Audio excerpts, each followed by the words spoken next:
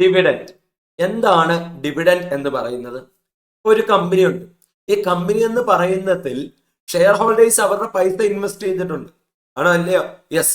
അപ്പൊ ആ പൈസ എല്ലാം കൂടി ഇട്ടാണ് ബിസിനസ് നടക്കുകയും ബിസിനസ്സിൽ എന്ത് ചെയ്യുന്നത്, പ്രോഫിറ്റ് ഉണ്ടാവുകയും ചെയ്യുന്നത്. അപ്പൊ ഈ പ്രോഫിറ്റിന് ഷെയർ ഹോൾഡേഴ്സിന് അവകാശമില്ലേ? യെസ്. ഓക്കെ.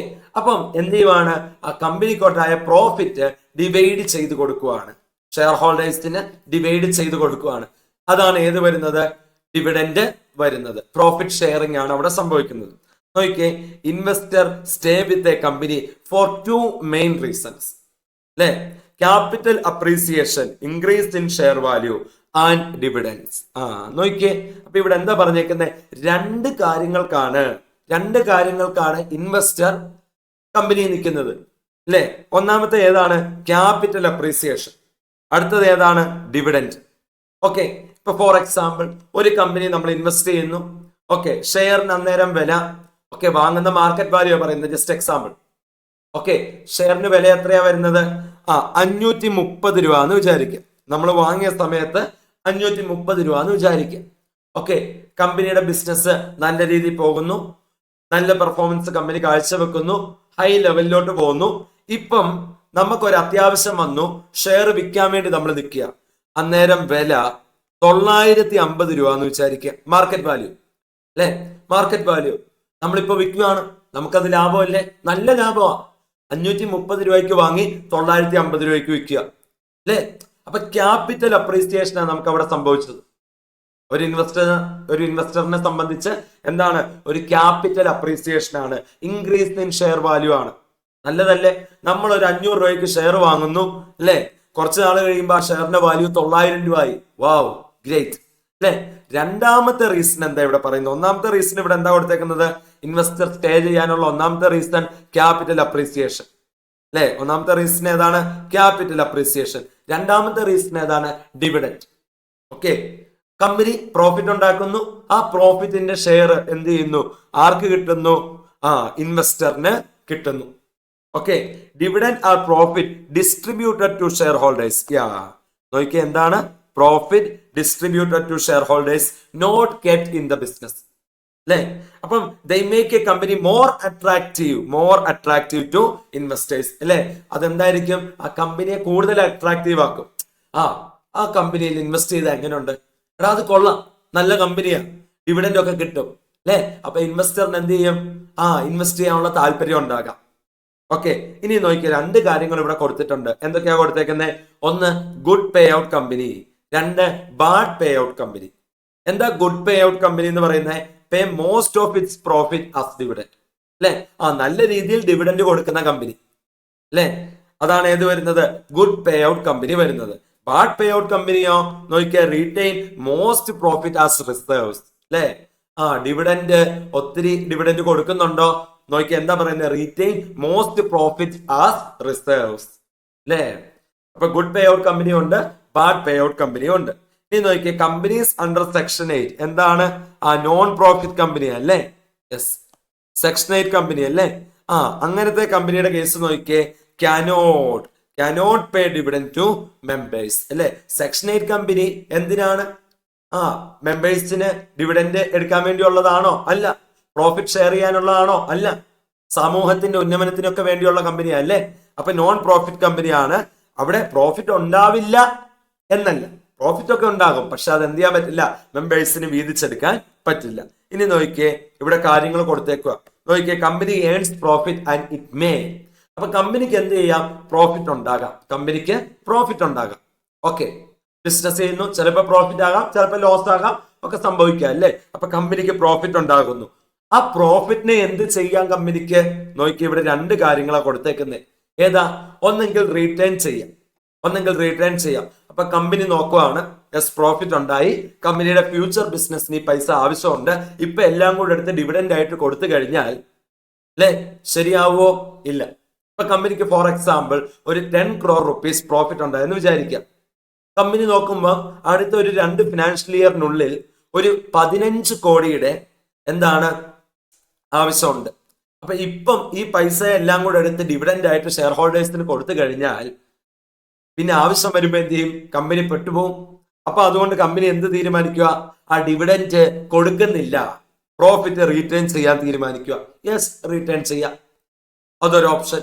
ഇനി വേറൊരു കേസ് എന്താണ്? പ്രോഫിറ്റ് ഉണ്ടായി, distribute to shareholders as dividend. Dividend ആയിട്ട് ഷെയർ ഹോൾഡേഴ്സിന് എന്ത് ചെയ്യുന്നു? ഡിസ്ട്രിബ്യൂട്ട് ചെയ്യുന്നു, ഡിവിഡൻഡ് കൊടുക്കുന്നു. ഒന്നെങ്കിൽ റിട്ടേൺ ചെയ്യാം, അല്ലെ ഡിവിഡൻഡ് കൊടുക്കാം. ഓക്കെ, നോക്കിയേ, ഈ ഡിവിഡൻഡ് കൊടുക്കുന്ന കേസിൽ എന്താ പറയുന്നത്? ആ രണ്ട് ടൈപ്പ് ഡിവിഡൻഡ് ഉണ്ട്, ഫൈനൽ ഡിവിഡൻഡും ഇന്ററിം ഡിവിഡൻഡും. എന്താ final dividend? Declared at AGM. ഒരു ഫിനാൻഷ്യൽ ഇയർ എൻഡ് ചെയ്തു, ആ ഫിനാൻഷ്യൽ ഇയറിന് പ്രോഫിറ്റും കാര്യങ്ങളൊക്കെ ഉണ്ടായിട്ടുണ്ട്. ഓക്കെ, ആ ഫിനാൻഷ്യൽ ഇയറിന് പ്രോഫിറ്റും കാര്യങ്ങളൊക്കെ ഉണ്ടായിട്ടുണ്ട്.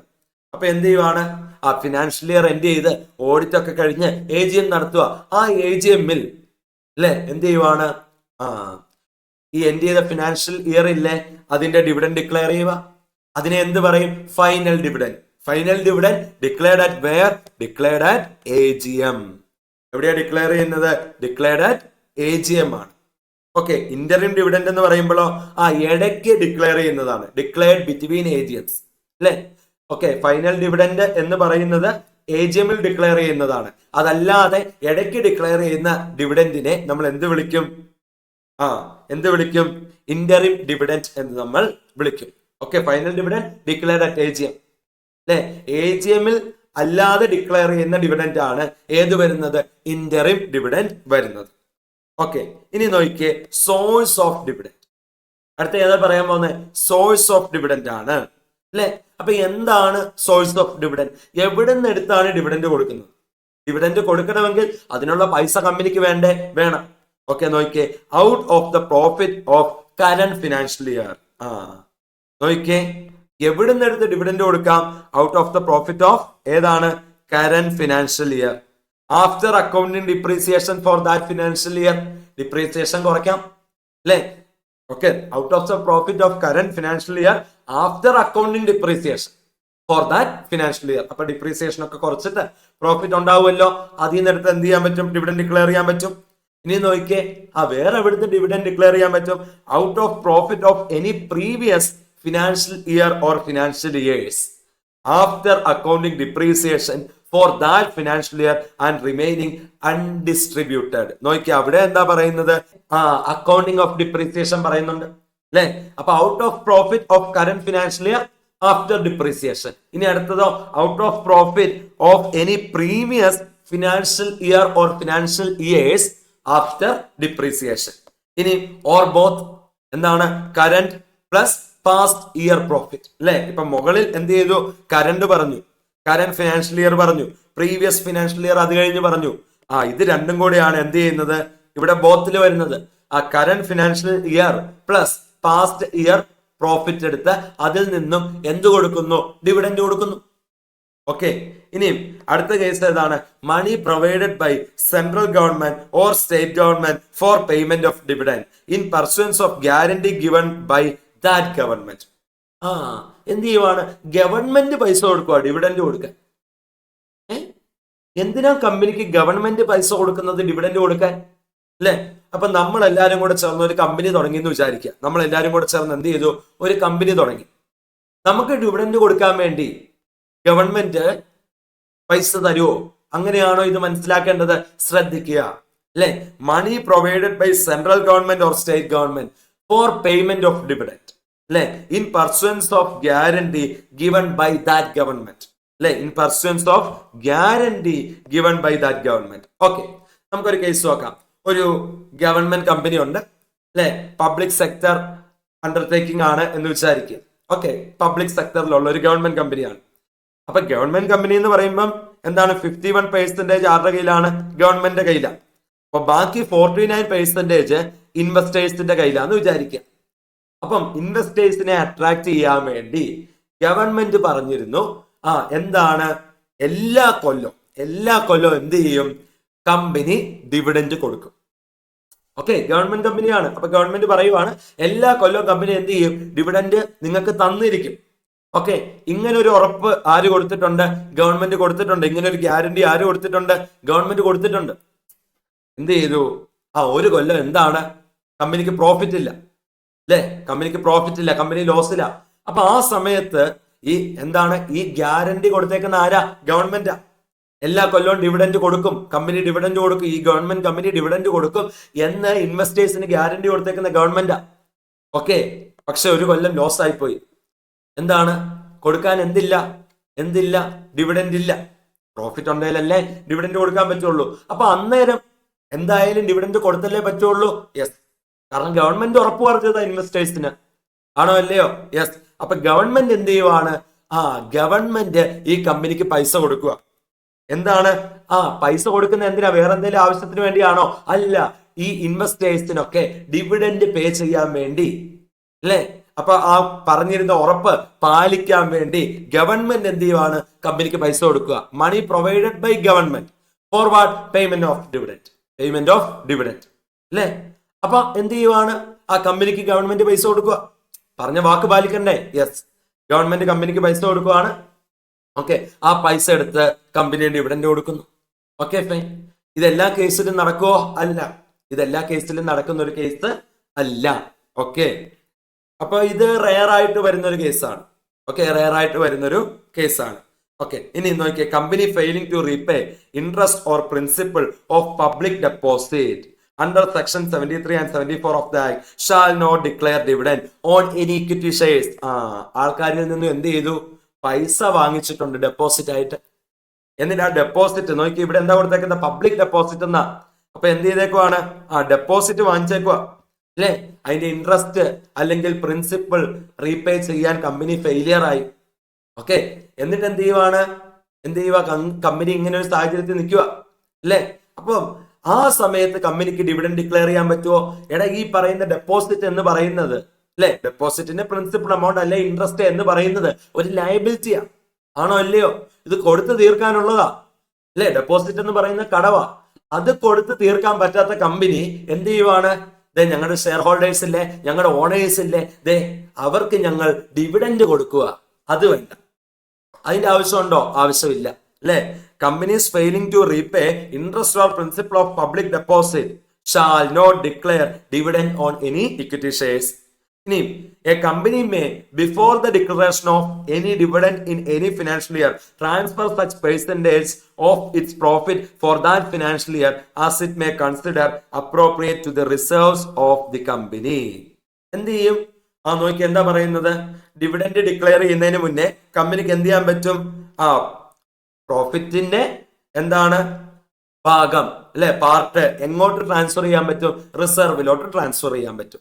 Okay, a company may before the declaration of any dividend in any financial year transfer such percentage, അല്ലെ, transfer such percentage of its profit for that financial year as it may consider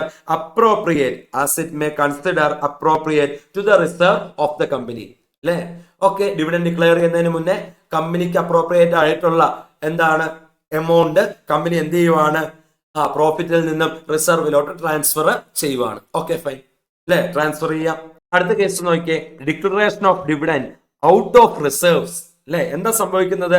there may be a situation when a constant dividend company, owing to inadequacy or absence of profit in any financial year, the company proposes to declare dividend out of accumulated profit earned by it in previous years and transferred to free reserves. Such declaration of dividend shall be made in compliance of rules as discussed below. ഇപ്പോൾ ഒരു financial ഇയറിൽ കമ്പനിക്ക് എന്തില്ല? Profit ഇല്ല എന്ന് വിചാരിക്കാം. Inadequate profit ആയിരിക്കാം, അല്ലെങ്കിൽ ലോസ് ആയിരിക്കാം. പക്ഷെ ആ കമ്പനി എല്ലാ കൊല്ലവും ഡിവിഡൻഡ് കൊടുത്തോണ്ടിരിക്കുന്ന കമ്പനിയാണ്. അങ്ങനെ ഒരു സാഹചര്യമാണെന്ന് വിചാരിക്കുക, അല്ലെ? അപ്പൊ എന്താണ്? ഒരു ഫിനാൻഷ്യൽ ഇയർ എടുക്കുമ്പോൾ ആ ഫിനാൻഷ്യൽ ഇയറിന് ഡിവിഡൻഡ് കൊടുക്കാൻ ആ ഫിനാൻഷ്യൽ ഇയറിൽ പ്രോഫിറ്റ് ഇല്ല. ഒന്നെങ്കിൽ ഇൻഅഡിക്വേറ്റ് പ്രോഫിറ്റ് ആണ്, അല്ലെങ്കിൽ ലോസിലാണ്. കമ്പനിക്ക് എന്ത് ചെയ്യാം? ഡിവിഡൻഡ് ഡിക്ലെയർ ചെയ്യാം. എവിടുന്ന്? ഫ്രീ റിസർവിൽ നിന്നും, അല്ലെ? Declare dividend out of accumulated profits earned in previous years and transfer to free reserves, അല്ലെ? അപ്പൊ പ്രീവിയസ് ഇയറിൽ പ്രോഫിറ്റ് ഏൺ ചെയ്തിരുന്നു, അല്ലെ? അതെങ്ങോട്ട് ട്രാൻസ്ഫർ ചെയ്തിരുന്നു? ഫ്രീ റിസർവിലോട്ട് ട്രാൻസ്ഫർ ചെയ്തിരുന്നു. അതിൽ നിന്നും എന്ത് ചെയ്യാൻ പറ്റും? ഡിവിഡൻഡ് ഡിക്ലെയർ ചെയ്യാൻ പറ്റും. പക്ഷെ അതിന് അതിൻ്റെതായ റൂൾസും കാര്യങ്ങളൊക്കെ പാലിക്കണം. നോക്കിക്കേ, condition for dividend declaring out of reserve. Condition നോക്കാം, അല്ലെ? റൂള് പാലിച്ച് വേണം എന്ത് ചെയ്യാൻ? ഡിവിഡൻഡ് കൊടുക്കാൻ എന്നുള്ളത് ഇവിടെ കൊടുത്തിട്ടുണ്ടല്ലേ? In compliance of rules as discussed below. നോക്കിക്കേ, ഇവിടെ പറയുന്ന കാര്യങ്ങള് നമ്മളിവിടെ കാര്യങ്ങൾ പറയുന്നുണ്ട്. അതിന്റെ എക്സാമ്പിളും നമ്മൾ എന്ത് ചെയ്തിട്ടുണ്ട്, താഴെ കൊടുത്തിട്ടുണ്ട്. ഓക്കെ, എക്സാമ്പിളും കൊടുത്തിട്ടുണ്ട്. ഓക്കെ, നോക്കിയേ, rate of dividend not to exceed average rate of dividend declared in last 3 years. നോക്കിയേ, ഒന്നാമത്തെ എന്താണ് കണ്ടീഷൻ, റേറ്റ് ഓഫ് ഡിവിഡൻഡ്. അപ്പൊ നമ്മള് ഇത് ഏത് കേസാണ്, പ്രോഫിറ്റ് ഇല്ല അല്ലെ, ഇൻഅഡിക്വേറ്റ് പ്രോഫിറ്റ് ആണ്. അപ്പൊ എന്താണ്, ഡിവിഡൻഡ് ഡിക്ലെയർ ചെയ്യുക ഔട്ട് ഓഫ് ഫ്രീ റിസർവ്. അപ്പൊ നോക്കിക്കേ, അവിടെ കണ്ടീഷൻ ചിലത് പാലിക്കേണ്ടതായിട്ടുണ്ട്. ഒന്നാമത്തെ കേസ് എന്താ പറയുന്നത്, റേറ്റ് ഓഫ് ഡിവിഡൻഡ് അല്ലെ, റേറ്റ് ഓഫ് ഡിവിഡൻഡ് അല്ലെ not to exceed average rate of dividend declared in last 3 years അല്ലെ. നമുക്ക് അതിന്റെ എക്സാമ്പിൾ നോക്കാം അല്ലെ. ഓക്കെ, ഓരോ കേസും നമുക്ക് എടുക്കാം, അതിന്റെ എക്സാമ്പിൾ നോക്കി പോകാം. Let consider a fictional company ABC corporation. എന്താ കമ്പനി, നമ്മളൊരു കമ്പനി എടുക്കുക, ABC corporation. To illustrate these conditions, ABC corporation has been in operation for several years and has a track record of declaring dividends. അപ്പൊ നമ്മൾ ഒരു company എടുത്തേക്കുവാണ്, ചുമ്മാ example. ഏതാണ്, ABC corporation. അപ്പൊ എന്താണ് ഇവര്, വർഷങ്ങളായിട്ട് ഓപ്പറേഷൻ ഉള്ള കമ്പനിയാണ്, നല്ല ട്രാക്ക് റെക്കോർഡ് ഉണ്ട്. എന്ത്, ഡിവിഡൻഡ് ഡിക്ലെയർ ചെയ്യുന്ന കാര്യത്തിൽ എല്ലാ കൊല്ലവും ഇവര് ഡിവിഡൻഡ് കൊടുക്കുന്നതാണ്. Here is how they might apply the conditions for dividend declaration from free reserve. അപ്പൊ ഇക്കൊല്ലം വന്നപ്പോ എന്ത് സംഭവിച്ചു, കമ്പനിക്ക് ഡിവിഡൻഡ് ഡിക്ലെയർ ചെയ്യാനുള്ള അഡിക്വേറ്റ് പ്രോഫിറ്റ് ഇല്ല. അപ്പൊ ഫ്രീ റിസർവിൽ നിന്ന് എടുത്ത് എന്ത് ചെയ്യുവാണ്, ഡിവിഡൻഡ് ഡിക്ലെയർ ചെയ്യുക. അപ്പൊ അതിന് കണ്ടീഷൻ പാലിക്കണം. അതിന്റെ ആദ്യം പറഞ്ഞേക്കുന്ന കണ്ടീഷൻ എന്താണ്, rate of dividend not to exceed average rate of dividend declared in last 3 years അല്ലെ. അപ്പം ഇക്കൊല്ലം ഡിക്ലെയർ ചെയ്യുന്ന ഡിവിഡൻഡ് എന്തിൽ കൂടാൻ പാടില്ല, ലാസ്റ്റ് 3 years ഡിവിഡൻഡ് ഡിക്ലെയർ ചെയ്തേക്കുന്നില്ലേ, അതിന്റെ ആവറേജിൽ കൂടുതലാവാൻ പാടില്ല. ഓക്കെ, നമുക്ക് നോക്കാം, എക്സാമ്പിൾ നോക്കാം. Dividend rate limitation, ABC corporation has declared dividends of 5%, 6% and 7% in last 3 years അല്ലെ.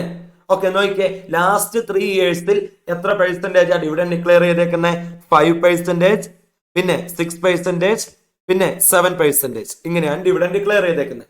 അപ്പൊ ആവറേജ് എങ്ങനെ കാൽക്കുലേറ്റ് ചെയ്യും, 5 + 6 + 7 ഡിവൈഡഡ് ബൈ 3. അപ്പൊ എങ്ങനെ വരും നോക്കിയേ, 7 5 12 6 18 ഡിവൈഡഡ് ബൈ 3 ഈക്വൽ ടു 6%. അപ്പൊ ആവറേജ് ഓഫ് ലാസ്റ്റ് 3 year എന്ന് പറയുന്നത് എത്രയാണ്, 6% അല്ലെ. ഈ കേസിൽ എത്രയാ, 6%. അപ്പോ ഇക്കൊല്ലം ഫ്രീ റിസർവിൽ നിന്നെടുത്ത് ഡിവിഡൻഡ് ഡിക്ലെയർ ചെയ്യുമ്പോൾ ഈ പറഞ്ഞ ആവറേജിൽ കൂടുതലാവാൻ പാടുണ്ടോ, പാടില്ല അല്ലെ. This year they can't exceed the average of these rates, that is 6%, which is 6%. 7%, 8% ഒക്കെ ഡിവിഡൻഡ് ഡിക്ലെയർ ചെയ്യാൻ പറ്റുമോ, പറ്റില്ല. 5% ഡിക്ലെയർ ചെയ്തോട്ടെ, കുഴപ്പമുണ്ടോ, പ്രശ്നമില്ല. 6 ആയ കുഴപ്പമുണ്ടോ, ഇല്ല അല്ലേ. എന്താ പറയുന്നത്, not to exceed average, average കൂടുതലാവാൻ പാടില്ല.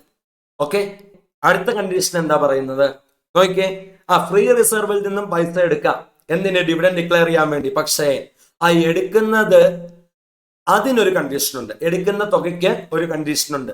നോക്കിയേ, amount drawn shall not exceed 10% of paid up capital plus free reserve as per latest audit financial statement അല്ലെ. ഫ്രീ റിസർവിൽ നിന്ന് പൈസ എടുക്കാം, ഡിവിഡൻഡ് ഡിക്ലെയർ ചെയ്യാം, പക്ഷെ എടുക്കുന്നതിനൊരു ലിമിറ്റ് ഉണ്ട്. എത്രയാണ് ലിമിറ്റ് വരുന്നത്, ഇത് കൂടുതൽ എടുക്കാൻ പറ്റുമോ, പറ്റില്ല. Paid up share capital plus free reserve as per latest audited financial statement, അതിന്റെ 10% നിങ്ങൾക്ക് എടുക്കാൻ പറ്റുള്ളൂ മാക്സിമം. അതിൽ കൂടുതൽ പറ്റുമോ, പറ്റില്ല. അതിൽ കൂടുതൽ പറ്റുമോ, പറ്റില്ല. നമുക്ക് എക്സാമ്പിൾ നോക്കാം അല്ലെ. ABC corporations paid up share capital is 10 lakh. എത്രയാണ്, 10 lakh. എക്സാമ്പിൾ അല്ലെ. And their free reserves in the latest audited financial statement are 20 lakh അല്ലെ. As per latest audited financial statement capital 10 lakhും ഫ്രീ റിസർവ് 20 lakhും ആണ് എന്ന് consider ചെയ്യുക. Okay, അപ്പം എത്ര എമൗണ്ട് ഫ്രീ റിസർവിൽ നിന്നും എടുക്കാൻ പറ്റും. So they can withdraw up to 1/10 of 10 lakh plus 20 lakh equal to എത്രയാണ്, 3 lakh from the accumulated profits to pay dividends അല്ലെ. നോക്കിയേ, 10 lakh plus 20 lakh എത്രയാ, 30 lakh വരും. അതിന്റെ 10% എന്ന് പറയുമ്പോഴത്തേക്കും എത്രയാടാ വരുന്നത്, 3 lakh അല്ലെ. എത്രയാ വരുന്നത്, 3 lakh. 3 lakh വരെ നിങ്ങൾക്ക് എന്ത് ചെയ്യാൻ പറ്റുള്ളൂ, ഫ്രീ റിസർവിൽ നിന്ന് എടുക്കാൻ പറ്റുള്ളൂ. ഇവിടെ ശരിക്കും ഫ്രീ റിസർവിൽ 20 lakh ഉണ്ട്. ആണോ അല്ലയോ? യെസ്. പക്ഷേ നിങ്ങൾക്ക് എത്ര എടുക്കാൻ പറ്റുന്നത്? As per latest audited financial statement എത്രയാണോ പെയ്ഡ് അപ്പ് ഷെയർ ക്യാപിറ്റൽ വരുന്നത് അത് പ്ലസ് എത്രയാണോ ഫ്രീ റിസർവ് വരുന്നത് അത്, ഇത് രണ്ടും കൂടെ കൂട്ടുക. എന്നിട്ട് വരുന്ന എമൗണ്ട് ഇല്ലേ അതിന്റെ 10%, അല്ലെ? 10+20 30, അതിന്റെ 10% ഈക്വൽ ടു 3 lakh. ആ 3 lakh നിങ്ങൾക്ക് എടുക്കാൻ പറ്റുള്ളൂ. ആ 3 lakh എടുക്കാൻ പറ്റുള്ളൂ. ഇനി അടുത്ത condition, amount drawn shall first be utilised to set off losses incurred in the financial year in which dividend is declared. നോക്കിയേ എന്താ സംഭവിക്കുന്നത്? ഇക്കൊല്ലം അഡിക്വേറ്റ് ആയിട്ട് പ്രോഫിറ്റ് ഇല്ലാത്തതുകൊണ്ടാണല്ലോ, അല്ലെ? കറന്റ് ഫിനാൻഷ്യൽ ഇയറിന് അഡിക്വേറ്റ് ആയിട്ട് പ്രോഫിറ്റ് ഇല്ലാത്തതുകൊണ്ടാണല്ലോ എന്ത് ചെയ്യുന്നത്? ഫ്രീ റിസർവിൽ നിന്നും പൈസ എടുക്കുന്നത്. ഓക്കെ, അഡിക്വേറ്റ് ആയിട്ട് പ്രോഫിറ്റ് ഇല്ല എന്ന് പറയുമ്പോൾ ചില കേസിൽ കമ്പനി ലോസിലും ആയിരിക്കാം. ആണോ അല്ലയോ? യെസ്, കമ്പനി ലോസിലും ആയിരിക്കാം. അപ്പം എല്ലാ കൊല്ലവും ഡിവിഡൻഡ് കൊടുക്കുന്ന ഇക്കൊല്ലം കമ്പനി ലോസിലായി. അപ്പൊ എന്ത് ചെയ്യുവാണ്? ഇക്കൊല്ലം ഡിവിഡൻഡ് കൊടുക്കണം. അതിനുവേണ്ടി ആ ഫ്രീ റിസർവിൽ നിന്ന് എടുക്കുന്നത്. പക്ഷേ അടുത്ത കണ്ടീഷൻ ദേ കിടക്കുന്നത് എന്താണ്? Amount drawn shall first be utilised to set off the losses incurred in the financial year in which dividend is declared. Okay, നിങ്ങൾക്ക് ഫ്രീ റിസർവിൽ നിന്നും പൈസ എടുക്കാം. എന്തിനാ? ഡിവിഡൻഡ് ഡിക്ലെയർ ചെയ്യാൻ വേണ്ടി. പക്ഷേ അല്ലെ ആ കറന്റ് ഫിനാൻഷ്യൽ ഇയർ ഇല്ലേ? യെസ്, ആ ഫിനാൻഷ്യൽ ഇയറിൽ ലോസ് ആണല്ലോ. യെസ്, അതുകൊണ്ടല്ലേ നിങ്ങൾ ഫ്രീ റിസർവിൽ നിന്നും പൈസ എടുത്ത് ഡിവിഡൻഡ് ഡിക്ലെയർ ചെയ്യാൻ പോകുന്നേ? യെസ്. അപ്പൊ ആദ്യം ആ ലോസ് അങ്ങ് സെറ്റ് ഓഫ് ചെയ്യും. ഓക്കെ, നമുക്ക് നോക്കാം അല്ലേ? യെസ്, എന്താണ്? ഇൻ ദ ഫിനാൻഷ്യൽ ഇയർ 2024-25 ഒരു എക്സാമ്പിളിന് ഒരു ഇയർ എടുത്തേക്കുവാണ്. ഏത്? 24-25. ABC corporation incurred net loss of എത്രയാണ്? 1 lakh. അല്ലെ? ABCക്ക് എന്താണ്? ലോസ് ആണ്, 1 lakhന്റെ ലോസ് ആണ്. അപ്പം എന്തില്ല? ഇക്കൊല്ലം പ്രോഫിറ്റ് ഇല്ല. അപ്പൊ 24-25 കഴിഞ്ഞു, അല്ലെ? ഓഡിറ്റും എല്ലാം ചെയ്തു. അപ്പൊ എന്താണ്? ലോസിലാണ്. അപ്പൊ 24-25 എന്തില്ല? പ്രോഫിറ്റ് ഇല്ല. അപ്പൊ 24-25 ഫിനാൻഷ്യൽ ഇയറിന് ഡിവിഡൻഡ് ഡിക്ലെയർ ചെയ്യാൻ പ്രോഫിറ്റ് ഇല്ല. അതുകൊണ്ട് ഫ്രീ റിസർവിൽ നിന്ന് എടുത്ത് ഡിവിഡൻഡ് ഡിക്ലെയർ ചെയ്യുക. നോക്കി, and did not have any distributable profit for the year. However, the company wanted to declare a dividend using its free reserve. Free റിസർവിൽ നിന്ന് ഡിവിഡൻഡ് ഡിക്ലെയർ ചെയ്യാൻ പോവാ. As permitted under the company's declaration and payment of dividend rules 2014. As per the latest audited financial statement. അല്ലെ? As per the latest audited financial statement. ABCക്ക് എത്രയാ capital? 10 lakh. നമ്മൾ മുകളിൽ കണ്ടായിരുന്നു അല്ലേ? യെസ്.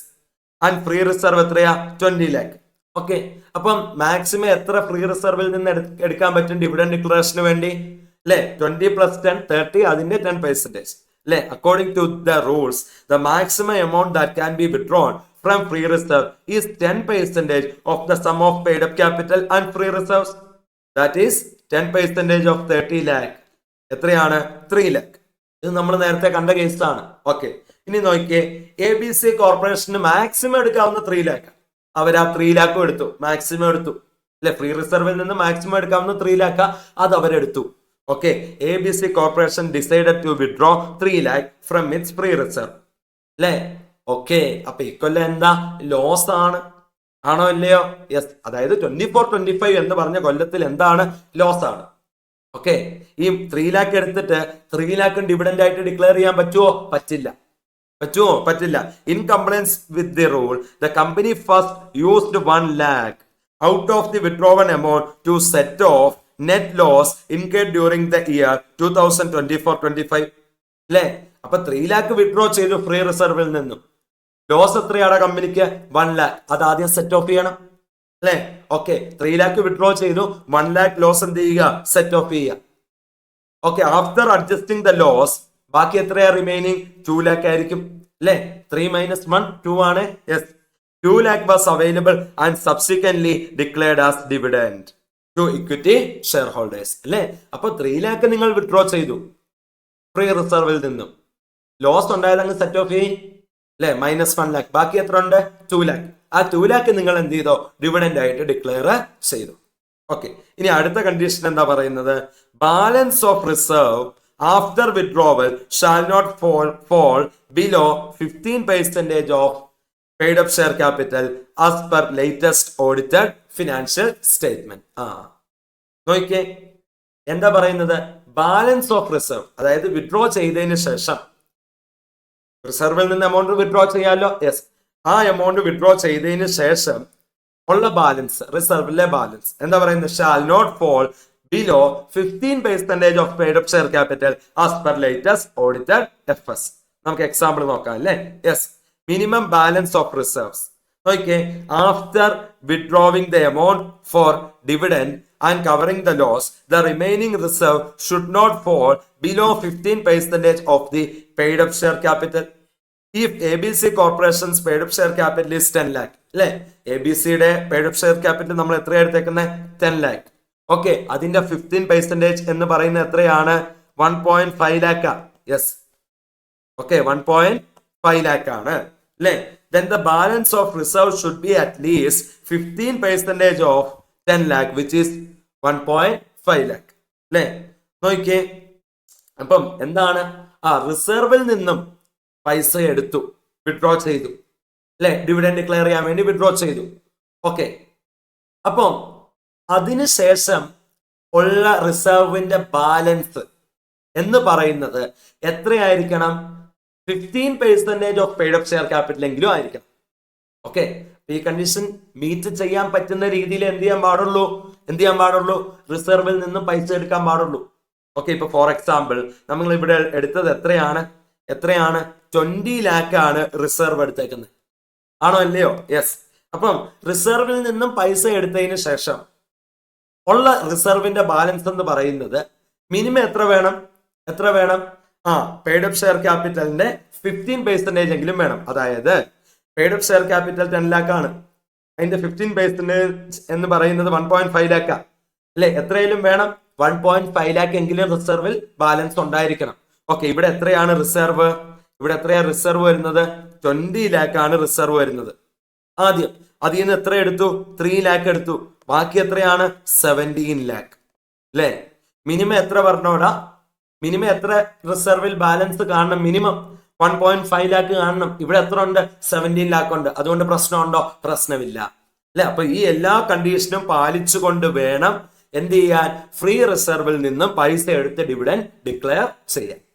നോക്കിക്കേ, so ABC Corporation must ensure that their dividend declaration from free reserve adheres to these conditions to maintain financial stability and compliance. എന്ത് ചെയ്യണം, free റിസർവിൽ നിന്ന് എടുത്ത് ഡിവിഡൻഡ് കൊടുക്കുന്ന കേസിൽ ഈ കണ്ടീഷൻസ് ഒക്കെ എന്ത് ചെയ്യണം, പാലിക്കണം അല്ലെ. കണ്ടീഷൻസ് ഒക്കെ പാലിച്ച് വേണം ചെയ്യാൻ വേണ്ടി.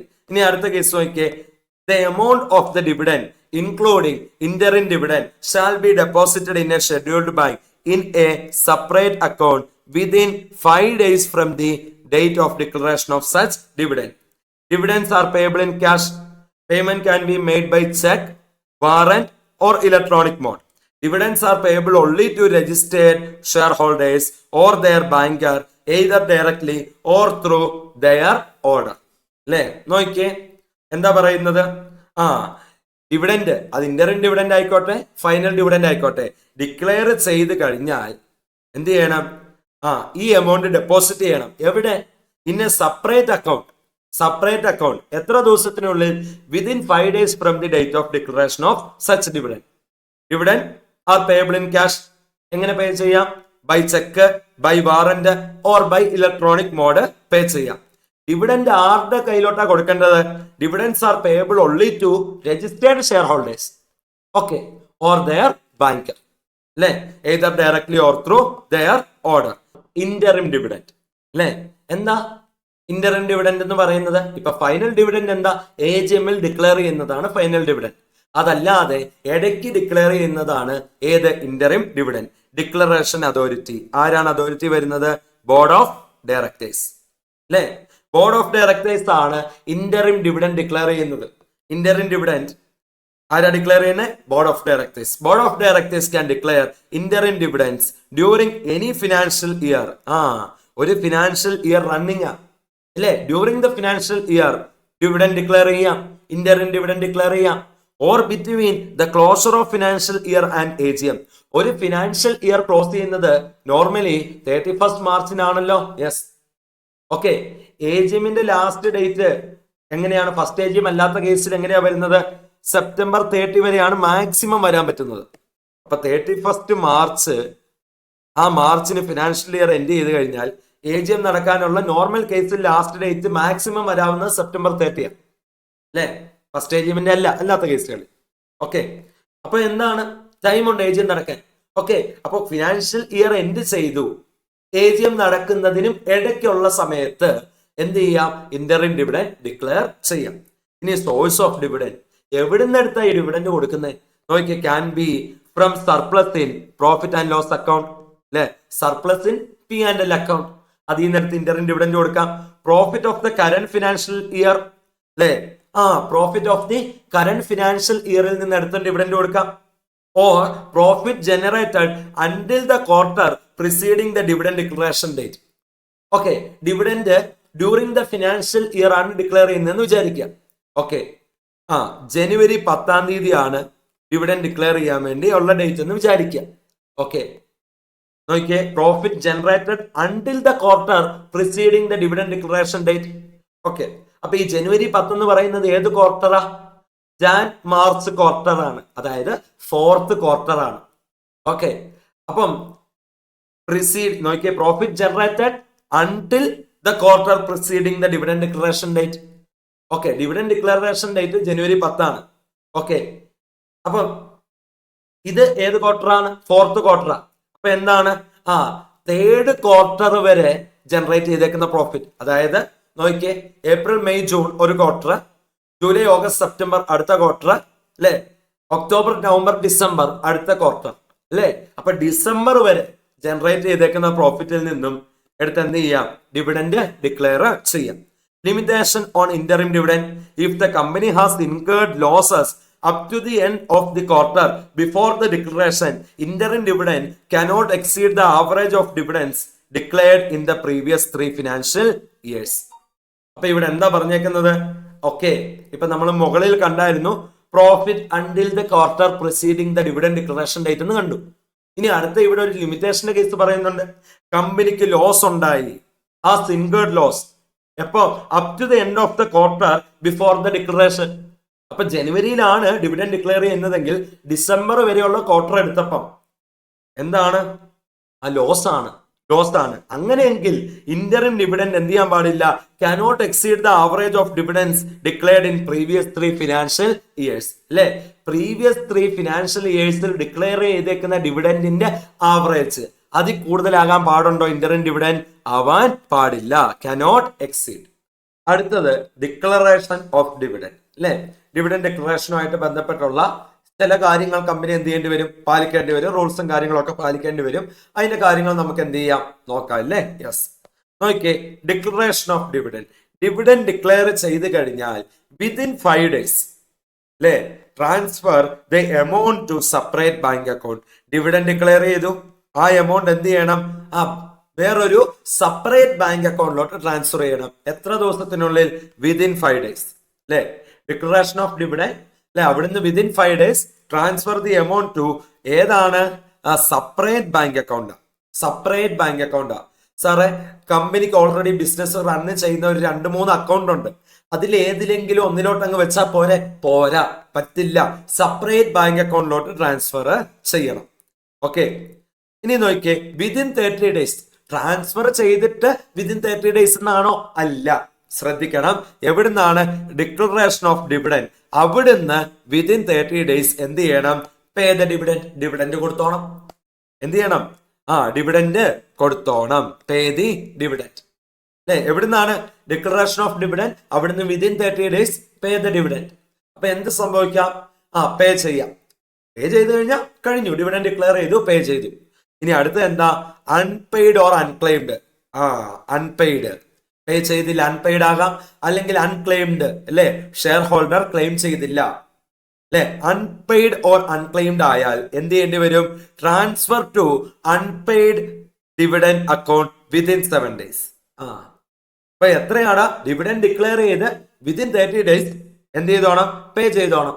അപ്പൊ അതിനുള്ളിൽ പേ ചെയ്തില്ല, അൺപെയ്ഡ് ആണ് അല്ലെ, അൺക്ലെയിംഡ് ആയി കഴിഞ്ഞാൽ എന്ത് ചെയ്യേണ്ടി വരും? ട്രാൻസ്ഫർ ടു വേറൊരു അക്കൗണ്ട് അല്ലെ. നോക്കിയേ, unpaid dividend account within 7 days അല്ലെ. 30 ദിവസത്തിനുള്ളിൽ പേ ചെയ്തില്ലെങ്കിൽ എന്ത് ചെയ്യേണ്ടി വരും? Within 7 days transfer to unpaid dividend account. നോക്കിക്കേ, അപ്പൊ ഇവിടെ എന്താ പറഞ്ഞേക്കുന്നത്? Transfer to unpaid dividend account within 7 days. Dividend declare ചെയ്തു, വിതിൻ 30 days പേ ചെയ്യണം. പേ ചെയ്തില്ല, അൺപെയ്ഡ് ആയി, അൺക്ലെയിംഡ് ആയി, ട്രാൻസ്ഫർ ചെയ്യണം. എങ്ങോട്ട്? അൺപെയ്ഡ് ഡിവിഡൻഡ് അക്കൗണ്ടിലോട്ട് വിതിൻ 7 days ട്രാൻസ്ഫർ ചെയ്യണം. 2 സിനാരിയോ സംഭവിക്കാം. ഒന്നെങ്കിൽ കമ്പനി ട്രാൻസ്ഫർ ചെയ്യാം, അല്ലെങ്കിൽ കമ്പനി ട്രാൻസ്ഫർ ചെയ്യാതിരിക്കാം. കമ്പനി ട്രാൻസ്ഫർ ചെയ്തില്ലെങ്കിൽ കമ്പനിക്ക് എന്ത് വരും? ഇൻട്രസ്റ്റ് വരും at 12% റേറ്റ്, അല്ലെ? Not transferred, interest at 12%. ഇനി അടുത്ത സിനാരിയോ എന്താ? കമ്പനി ട്രാൻസ്ഫർ ചെയ്തു, അല്ലെ? കമ്പനി എന്ത് ചെയ്തു? ട്രാൻസ്ഫർ ചെയ്തു. ഓക്കെ, എങ്ങോട്ടാണ് ട്രാൻസ്ഫർ ചെയ്തേക്കുന്നത്? അൺപെയ്ഡ് ഡിവിഡൻഡ് അക്കൗണ്ടിലോട്ടാണ് ട്രാൻസ്ഫർ ചെയ്തേക്കുന്നത്. ഓക്കെ, അവിടെ കിടക്കുക. അപ്പൊ എന്ത് ചെയ്യാം? ഷെയർ ഹോൾഡേഴ്സിന് പിന്നീട് വന്ന് എന്ത് ചെയ്യാം? അത് ക്ലെയിം ചെയ്യാം, അല്ലെ? ഇപ്പൊ അൺക്ലെയിംഡ് ആണെങ്കിൽ എന്ത് ചെയ്യാം? ക്ലെയിം ചെയ്യാം. ഓക്കെ, നോക്കിയേ, unpaid for 7 consecutive years from date of transfer, അല്ലെ? കമ്പനി എന്ത് ചെയ്തു? അൺപെയ്ഡ് ആയിട്ടുള്ള അല്ലെങ്കിൽ അൺക്ലെയിംഡ് ആയിട്ടുള്ള ഡിവിഡൻഡ് അൺപെയ്ഡ് ഡിവിഡൻഡ് അക്കൗണ്ടിലോട്ട് ട്രാൻസ്ഫർ ചെയ്തു. 7 കൊല്ലമായിട്ട് അവിടെ കിടക്കുക. From the date of transfer 7 consecutive years ആയിട്ട് അൺപെയ്ഡ് ആയിട്ട് കിടക്കുക. ആ പൈസ എന്ത് ചെയ്യണം? ഓക്കെ, എന്ത് ചെയ്യണം? ട്രാൻസ്ഫർ ടു IPF, IEPF-ലോട്ട് ട്രാൻസ്ഫർ ചെയ്യണം, അല്ലെ? IPF എന്ന് പറഞ്ഞാൽ എന്താണ്? ഇൻവെസ്റ്റർ എഡ്യൂക്കേഷൻ പ്രൊട്ടക്ഷൻ ഫണ്ടിലോട്ട് എന്ത് ചെയ്യേണ്ടി വരും? ട്രാൻസ്ഫർ ചെയ്യേണ്ടി വരും. അപ്പൊ നോക്കിയേ, എന്താണ് ഇവിടെ വരുന്നത്? Declaration of dividend within 30 days dividend pay ചെയ്യണം. ഇനി വിതിൻ 30 days പേ ചെയ്തില്ല, അൺപെയ്ഡ് ആണ്, അൺക്ലെയിംഡ് ആണ്, എന്ത് ചെയ്യണം? Transfer to unpaid dividend account within 7 days. Company എന്ത് ചെയ്തു? ട്രാൻസ്ഫർ ചെയ്തു. അങ്ങനെ from the date of transfer 7 കൊല്ലം അൺപെയ്ഡ് ഡിവിഡൻഡ് അക്കൗണ്ടിൽ കിടക്കുക. ഓക്കെ, 7 കൊല്ലം കിടന്നു. അപ്പൊ 7 കൊല്ലം കഴിഞ്ഞു. ഓക്കെ, അപ്പം എന്താണ്? ഇതുവരെ ആരും വന്ന് ക്ലെയിം ചെയ്തിട്ടില്ല, അല്ലെ? ഷെയർ ഹോൾഡേഴ്സ് ഒന്നും. അപ്പൊ ഇങ്ങനെ കിടക്കുക, വർഷങ്ങളായിട്ട് കിടക്കുക.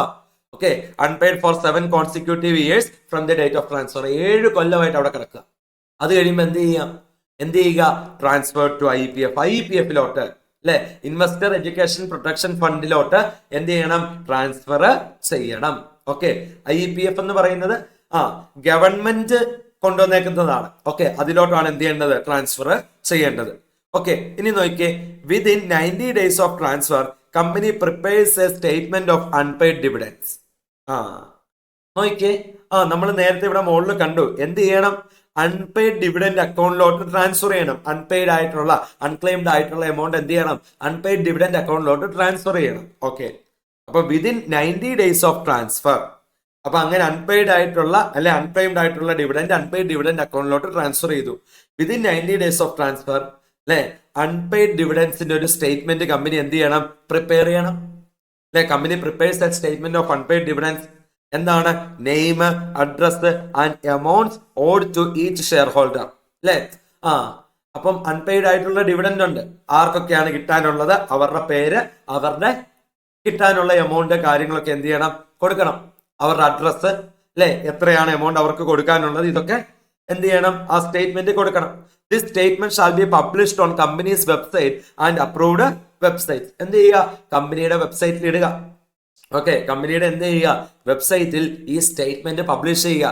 അതുപോലെ തന്നെ ഗവൺമെന്റ് ഡെസിഗ്നേറ്റ് ചെയ്തേക്കുന്ന വെബ്സൈറ്റ്, ഇത് പബ്ലിഷ് ചെയ്യാൻ എന്തെങ്കിലും ഡെസിഗ്നേറ്റ് ചെയ്ത വെബ്സൈറ്റ് ഉണ്ടെങ്കിൽ ആ വെബ്സൈറ്റിലും എന്ത് ചെയ്യുക? ഇടേണ്ടി വരും.